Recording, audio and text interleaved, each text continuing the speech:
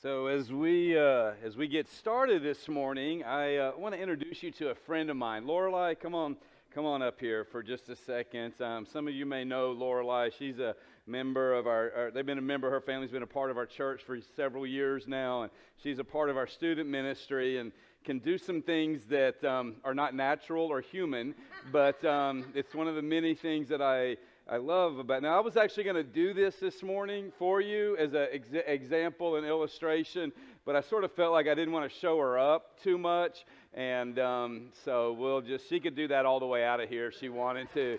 But, listen, let me tell you what I love about, and I've seen Lorelei do that around a track, I've been coaching her brother at track, and I look around, and she's walking around the track on the back bend thing, and I'm like, there's something different about Lorelei, right? I say that in the most love possible. I love you, Lorelei. But she's sort of extraordinary, isn't she? And like I said, maybe ask her afterwards. She can do all kinds of other things. That's just a taste of it. And I don't know, but if you're anything like me, I love to see extraordinary people who can do extraordinary things, stuff that I couldn't ever think about doing. If anyone else in here tried this, you would end up, we'd be rushing you to the hospital right now, wouldn't we? Some of you can't even get out of bed without creaks and cracks. And so to think about doing that is just beyond our thinking.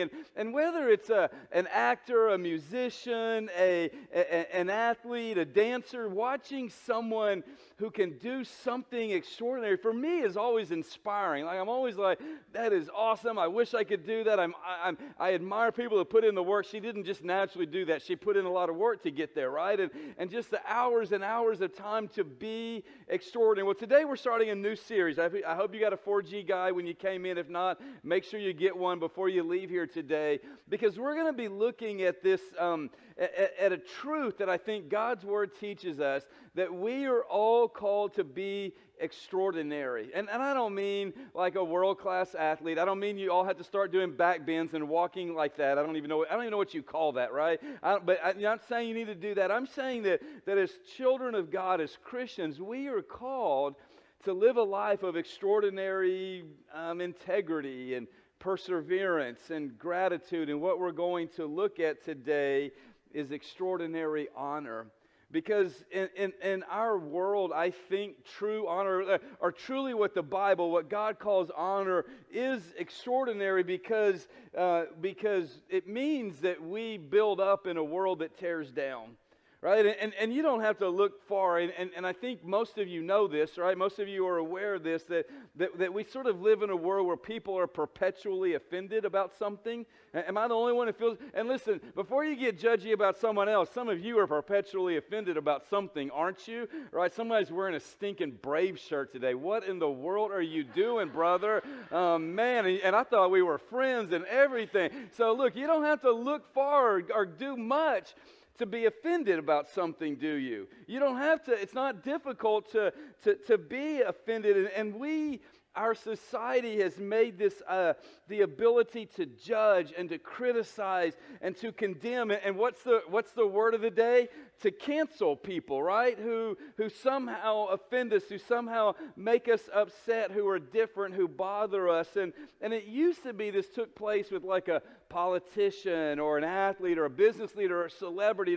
They would do something that we didn't like, and we'd stop listening to them, or we'd cancel them out, or we'd get angry with them and react however we wanted to react in that. But in our world, it can be like a school teacher or a co-worker or even a friend of ours. And it doesn't take much, does it? Sometimes it's a misunderstanding, a mistake, a tweet from 10 years ago, or even an election. I actually had families that were sitting in my office not long ago who were not talking to each other because of the way each other voted. I've actually had friends who don't spend time together, no friends who don't spend time together because of a social media post. I have people who've come into my office, and in fact, they'll come in and say, "Hey, we got to work this out," and they're mad at each other because someone looked at them the wrong way, or because they didn't comment. Or my favorite was I had two people in my office who were mad at each other because one did not respond to a text fast enough. responded, but not fast enough. I'm like, dude, if that were the case, nobody would like me because I barely respond to my wife until she gives me 10 texts, right? And so you look at this and you go, how easy it is for us to be upset and to be offended and to be angry and to even cancel people out. And can I just start by reminding us today that if you were on the search to be offended, if you're looking for a way to be upset or to be mad at someone else, you will always find what you're looking for. And that's why what God calls us to do is so radical, is so extraordinary, because He tells us that we're called to build people up in a world that tears people down. Aren't you glad that Jesus wasn't easily offended? That He didn't cancel people just because they did wrong? I mean, imagine for a moment here, Jesus is talking to the woman at the well, and He goes, wait, you've been married 5 times and the guy you're living with isn't your husband? Sorry, canceled.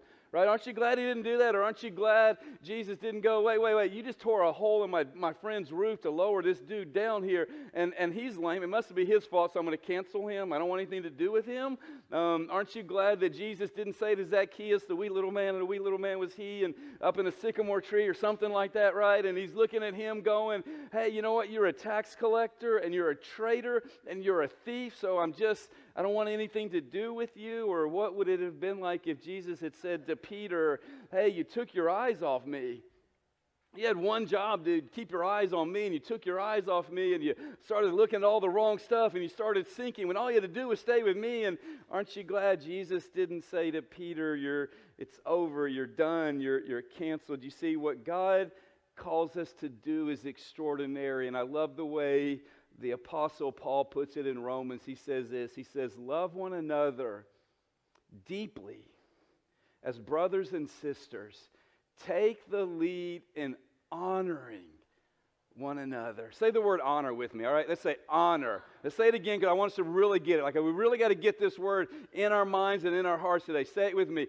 Honor, right? And that's what he's saying to do. That word honor is the word taimi in the Greek. It's a word that means that we value, that we esteem, that we view as priceless someone or something. And that's really what God is calling us to do. He's calling us to value others. The only way I know how to describe and maybe explain what this word honor means is to go back to the early days when I first met Emily, and I started to do some things like open the car door for her and talk all night on the phone. This is when we had cords on your phone, so you had to be tied to something, and I put on my one good shirt, right? She was griping to Nate because you only have one good shirt, and I'm like, baby, you remember when you met me? I had one good shirt, and I wore it on our first 5 days. That's all I had, right? And took showers and bathed and shaved and tried to look really good. And in our world, it even goes further, right?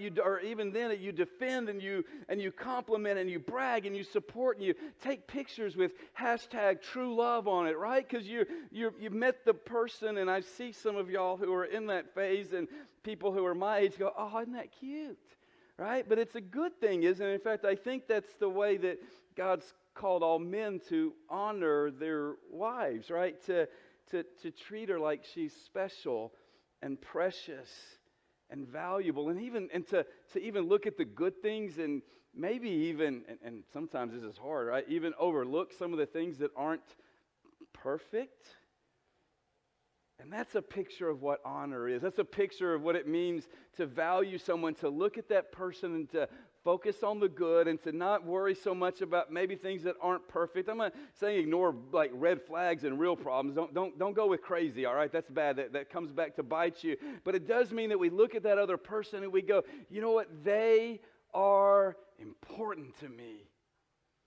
And other little unimportant things just don't take up my time because I care more about that person, and I'm going to honor them, to build them up, to value them. The opposite of the word honor, taimi, in Greek, is the word atmios, which means to dishonor or to treat as ordinary. It means that you look at someone or something and go, hey, that's not special.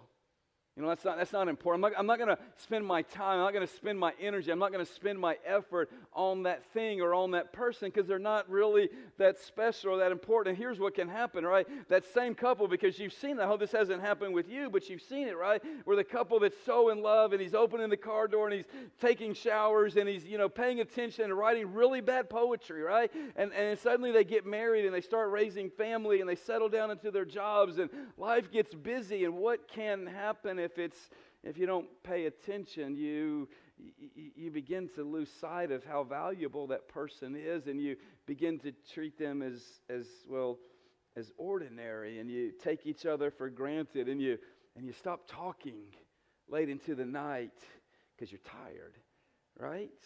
And you start nitpicking and criticizing, and you see all the bad things that they do, that like the way they chew their food and brush their teeth and all the other stuff that you go, why in the world do you do that? And it becomes a big deal when it's not really a big deal, is it? But it becomes that, and suddenly you begin to spend your time and energy valuing other things if you're not careful, right?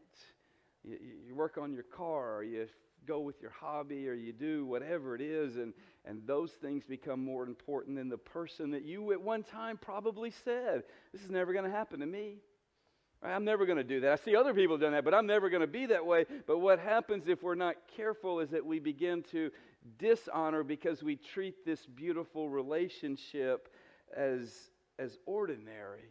And that's what the contrast that Paul's trying to make. He's trying to say, listen, instead of treating each other, instead of treating other people, and listen, I know I used marriages or dating and all the relationships as an example, but it goes beyond that to every relationship that we have. It says instead of treating other people like they're ordinary, like they're unimportant, like they don't matter, like things or whatever it is that you want out of your life is more important. He says, what would it look like if you started to honor the people in your life, your spouse, your children, your parents, your boss, your coworkers, your neighbors, your friends, that person that you buy something from at the store.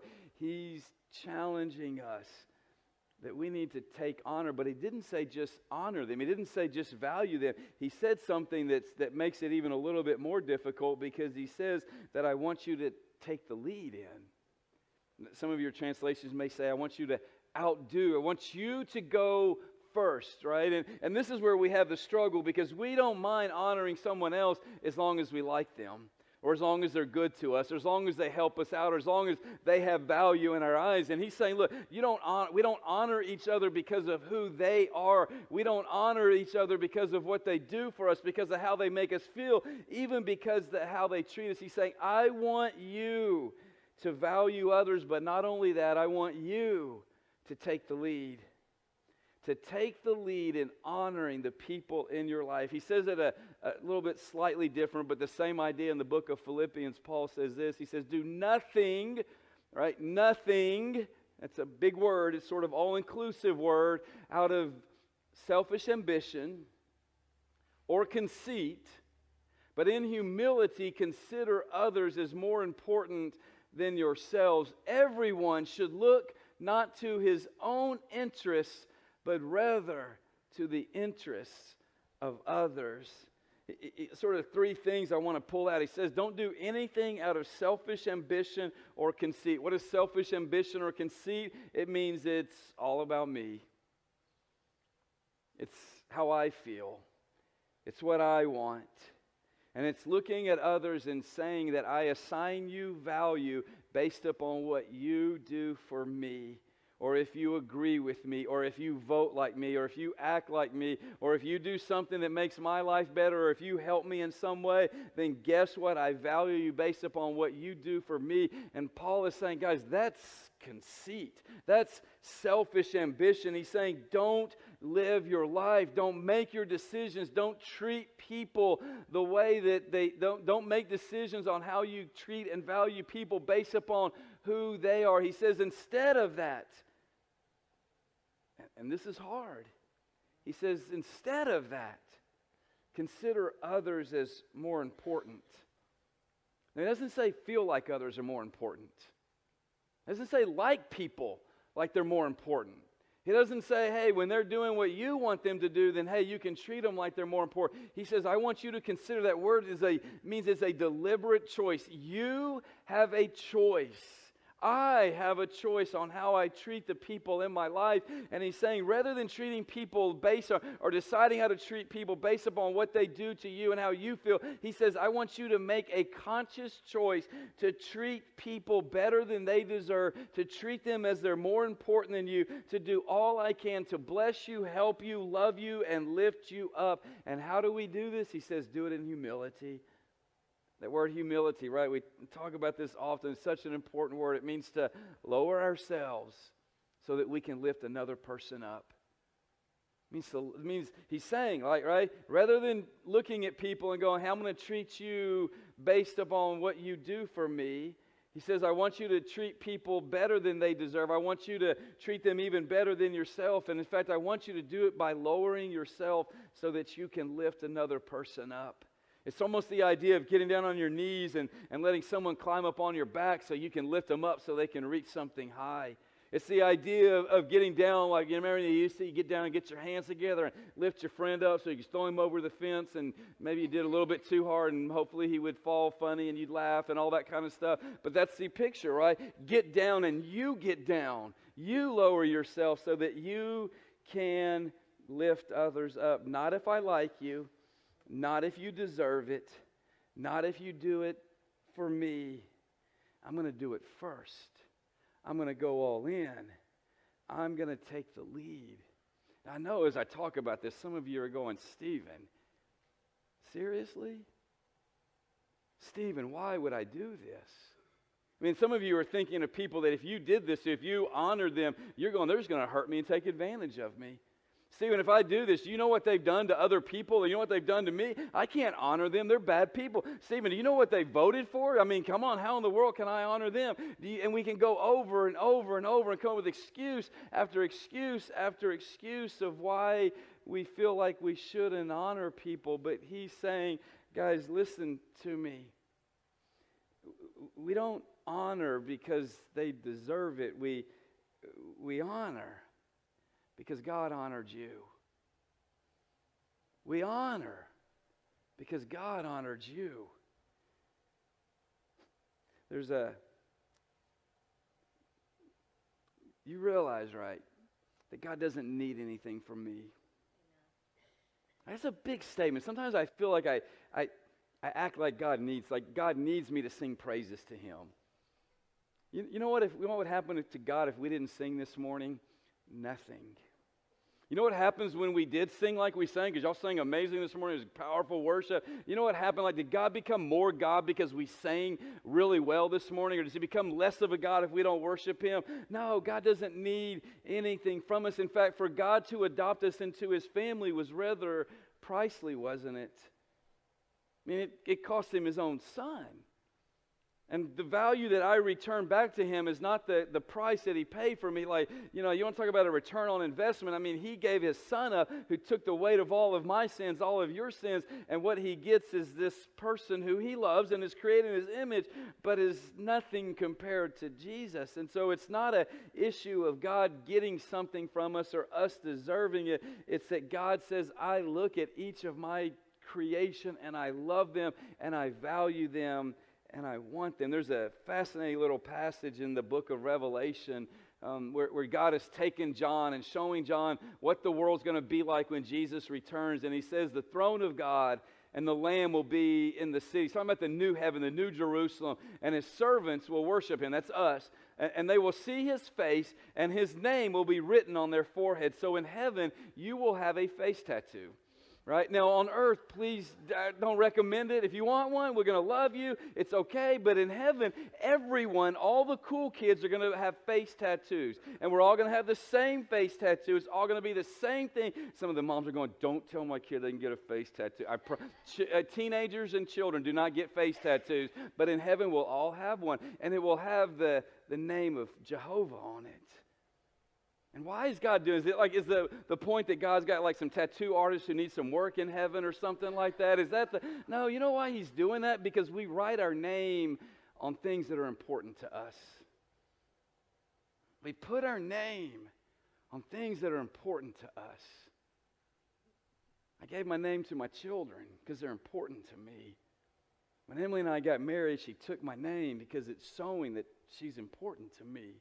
That's why we wear wedding rings, right? Because it's a symbol that I belong to her and she belongs to me, and we become one, right? Because our names, it's something is written upon us. We're proclaiming to ourselves and to the world that we're not just about me, I belong to someone else. And what he's saying here is that when we get to heaven, that God who loves us and cares for us and values us and thinks that you are important and honors you, is going to write his name for everyone to see.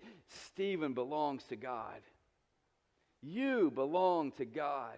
You know, probably one of the all-time greatest baseball players is a guy, you probably heard the name, even if you don't know baseball, it's Babe Ruth, right? One of the great home run hitters, one of history's goes down as one of the best baseball players ever. And Babe Ruth literally autographed thousands of baseballs, but he only autographed 7 home run bats.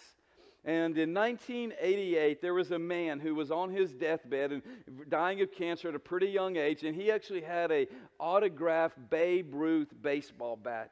And he gave it to the nurse who came in and took care of him at the end of his life. And as stomach was going through all the stuff that chemo does to you, and he was weak and needing everything, just all of his dignity was taken away from him. This woman cared for him and loved him and honored him, and like it was her own dad that she was taking care of. And he said, look, I don't have much, but I want to give you this baseball bat. And she gave him the Babe Ruth baseball bat.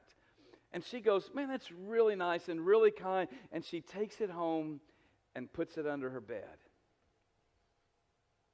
And for years, that Babe Ruth baseball bat sat under her bed. Well, as she got close to retirement, her goal, her desire of all desires when she retired was to open a small little restaurant. And she didn't really have a lot of money, and she wasn't sure how she was going to do it. And so she thought to herself one day, I wonder if that bat maybe is worth enough money that I could maybe get enough to help open my restaurant. And so she took that bat to a collector, and luckily he was an honest collector, and he says, look, I'm going to help. I'm not going to buy this from you. I'm going to help you auction it off at one of the big auctions house, and sold it for $1.4 million. The bat she had been given in 1988, she sold in 2006 for $1.4 million. It had been sitting under her bed. No idea how valuable, no idea what it was worth. And when she gets the money, she's like, her mind's just blown. I mean, that's more than she needed to start a restaurant, more money than she had ever seen or ever thought of. And so she takes what she needs to start a restaurant, less than half of the money that she sold that bat for, and opens a restaurant. And then she does something even crazier. She gives the rest of it away to a charity that Babe Ruth supported when he was alive.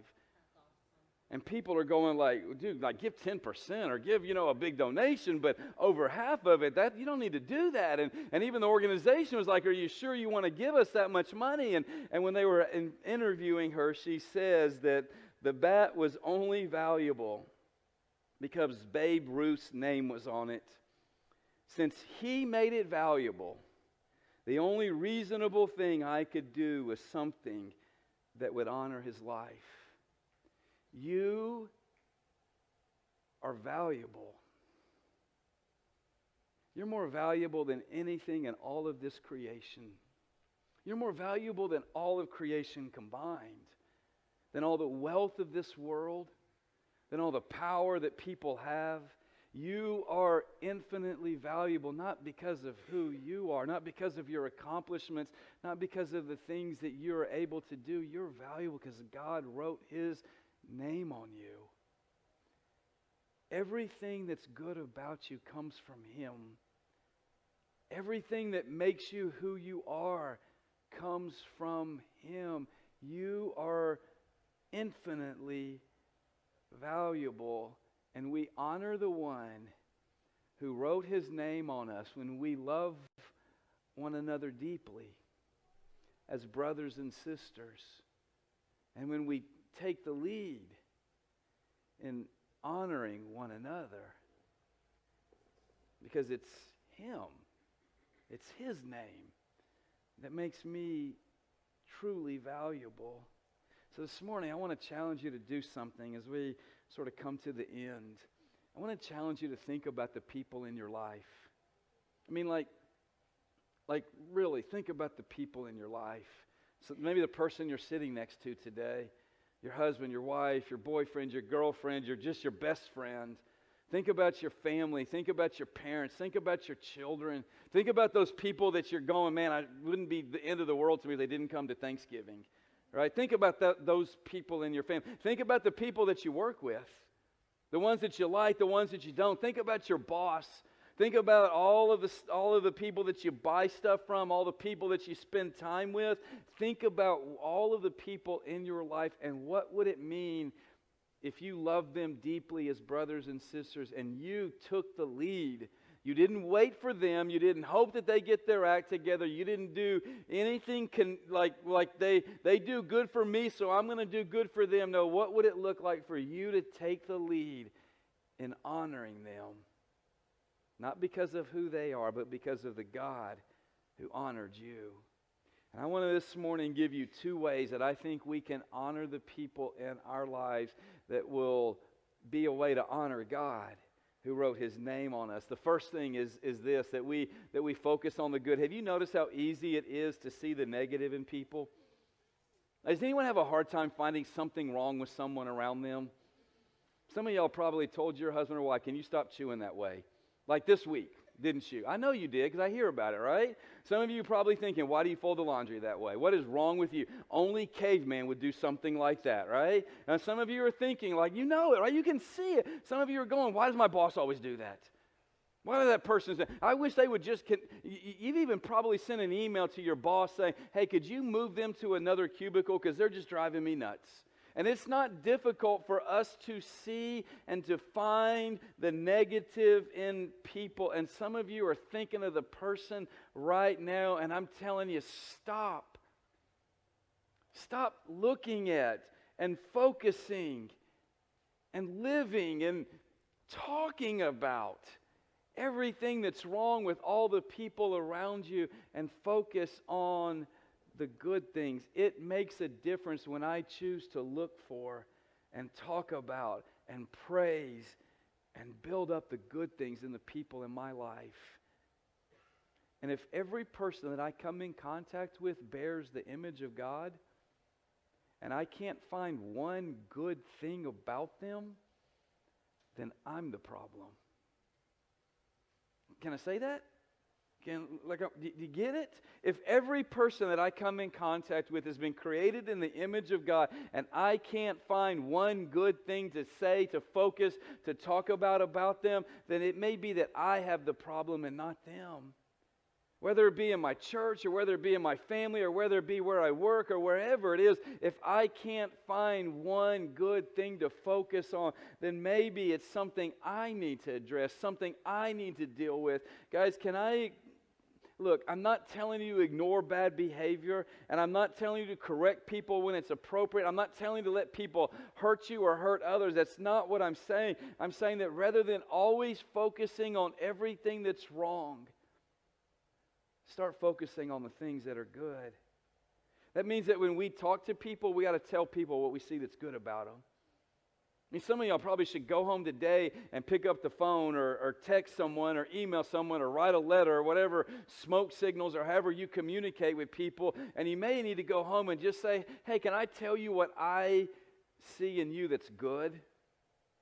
You know what some of us maybe need to stop doing? Talking bad about people.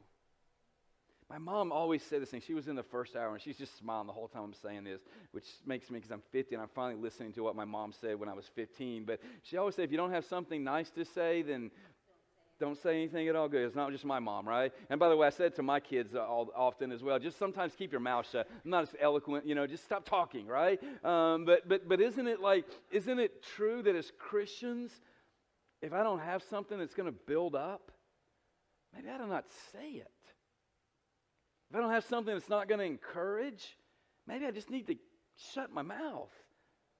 If I don't have something that's going to make people look good, and if other people are tearing someone down, shouldn't, as a Christian, I be the one who steps in and says, you know what, I don't want to talk about that person that way. And we're really good about it in the church because we love to talk, don't we? And we can disguise it really good, like, hey, we got to pray for so-and-so. No, you're just wanting to talk about them. You don't have to tell all the details. And if you spend more time talking about them than telling what the prayer need is than actually praying, then again, you're probably gossiping. What would it look like if instead of tearing down and looking at and talking about and focusing on the negative, we said, you know what? God created me in His image, and He created them in His image. So I'm going to focus on the things that are good. The second thing I think that this means for us is, as children of God, if we're going to honor each other, is not just to focus on the good, but we need to make sure that we're always bringing value with every interaction. Man, I'm telling you, if you would just teach yourself to ask a question with every time you meet someone, every time you go into a meeting, every time you're talking to your kids, every time you're talking to your parents, every time you're hanging out with someone, if we would just simply ask ourselves, how can I make this person's life better? It would change everything about the way we live and everything that we say and everything that we do. Not how can I make this person's life better because they make my life better. Not how can I do something for them so that they're going to do something for me in return. No, how can I do and bless and encourage and help make their life better because of what Jesus did for me.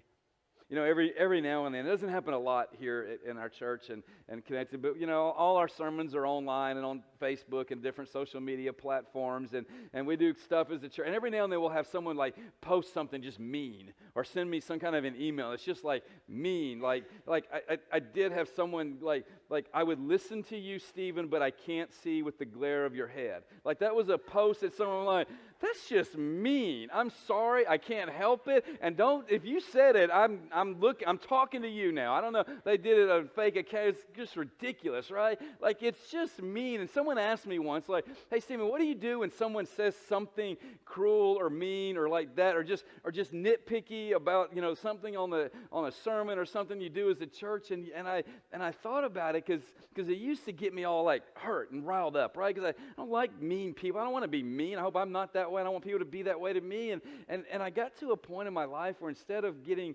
upset, I started to feel bad for them. Because if someone's going to spend 35 minutes watching me teach, and the only thing that they can say is that my head shines so they can't hear what I'm saying, how broken does their life have to be? How much hurt do they have to have in their life to find a church in Bastrop, Texas, so they can talk about how bad they are? Like, how bad does their life have to be? How much hurt do they have to be going through? How much pain do they have to be experiencing? And I just started saying, well, I would respond to everyone. I don't do it on, like, I don't, like, follow the thread, but I'll message you or email you or say, man, listen, I'm sorry that my shiny head distracts you. My wife likes it, so it works for me, and that's all that matters. But then, listen, every time I say, and I love you, and if I can help you, I'm here for you. And not because I'm a great guy, because I hurt for those people. I hurt for this hurting world. And I've been that way in my own life, because what do hurt people do? They try to hurt other people. And so what would it say if instead of attacking and going, well, they're mean to me and they're not nice to me, so I'm going to defend my rights and I'm going to sue them for all this stuff and I'm going to, whatever we do in our world, what if we said, how can I bless them? But they hurt me, I know, but how can you bless them? But they're mean, I know, but how can you bless them? Because my sin sent my Savior to the cross and truly hurt him in a way I'll never understand this side of heaven. And so rather than saying, you know what, I'm going to treat you the way you treat me, I'm going to bring value, I'm going to bless, I'm going to help, I'm going to encourage, I'm going to walk with you through life. Guys, my prayer is that one of the things that Calvary is known for is a church that brings value, a church that blesses, a church that helps people, even people that are hurt and broken and trying to hurt other people. That really is the heart behind our first Saturday serve. I hope that this Saturday, if you do nothing else on Saturday, you will find a practical way to serve someone, not because they deserve it, not because of what they're going to do for you, but because of everything Jesus did for you. I've committed. I'm going to be up at 6 o'clock in the morning at Primera Food Pantry helping with our students serve. And if I get done in time, I'm going to come up here at 9, because if you don't have a way, if you're not sure how you can help be a blessing and serve others, Pastor Aaron's going to have some things up here at 9 o'clock that we can do to go help and serve and be a blessing to other people. I want to challenge you to join us, not so that we can say, hey, look, we got a bunch of people who did a bunch of good stuff, but because we want to bring value and be a church that's known, not for, hey, you come and do or come and give or come and be a part of us. No, we want to go and say, how can I be a blessing to people in this world? How can I help people? How can I bring value to others? So guys, God has called us to do something that is truly extraordinary. He's called us to do something that's truly extraordinary. He's called us to honor others, to lift up, to encourage, to value, to bless. Not when they do it, but we're going to go first. So I hope that in a world that tears down, you will honor others because God has honored you.